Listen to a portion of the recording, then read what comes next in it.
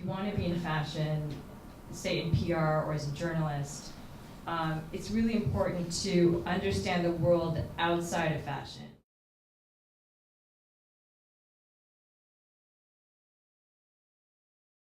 You should understand architecture and philosophy because fashion is just clothes.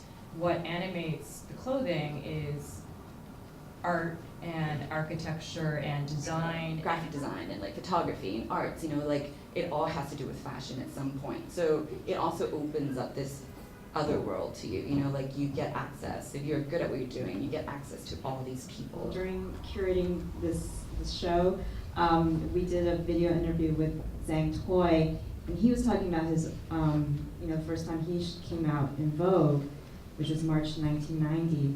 And I was like, I still have that issue. I will go home and I will scan it. And I found it. It was page 132. And I somehow just knew, and I remembered it. And then a lot of that informs just, I realized like being that nerd, when I can have those similar conversations with those people who are equally nerdy about it, then it feels like that's the edge that we have. It was lacking a niche of like international designers in LA at the time, so I basically opened a store that introduced those like lesser known labels into the city, and that's how we built a name for ourselves. My first internship was with Hong Kong, and then when I was 20, I spent a year with Anna Sui. And as an intern back then, in the 99, 2000, there was this very significant sort of like movement happening, just in your fashion. Oh, all my friends are in New York, like maybe I should go too. And then that part of my brain was like, oh, yeah. If your friends told you to jump off a bridge, would you do that too? So actually, I moved to Hong Kong for 2 years. And that was pretty amazing because I didn't know anybody. The American education system was very nurturing. British education system was not. I said, well, I already know how to tailor a coat. I kind of taught myself.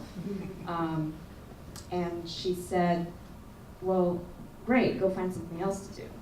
And we had one model who was like an Amazon, she was so tall.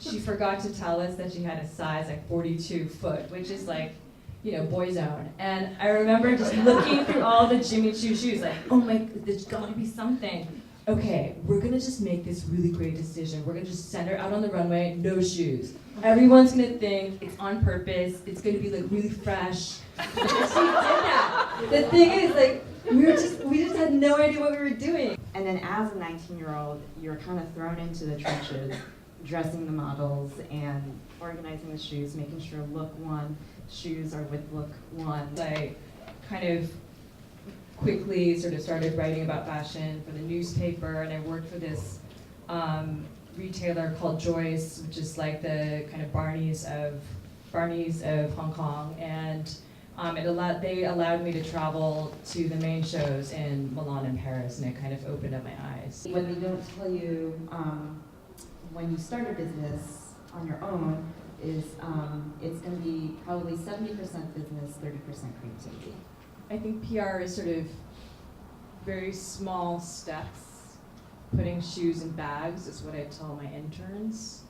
Then in the big picture, it's a lot of diplomacy. With what I do, a lot of it is managing people, because there's like, the retail aspect of it, and then there's the bookkeeping. So like they always like don't get along, and I just kind of have to like be in the middle. The way that I dress, I wake up in the morning, I kind of take a quick barometer of like, am I ready for those shoes? Am I ready to like go there?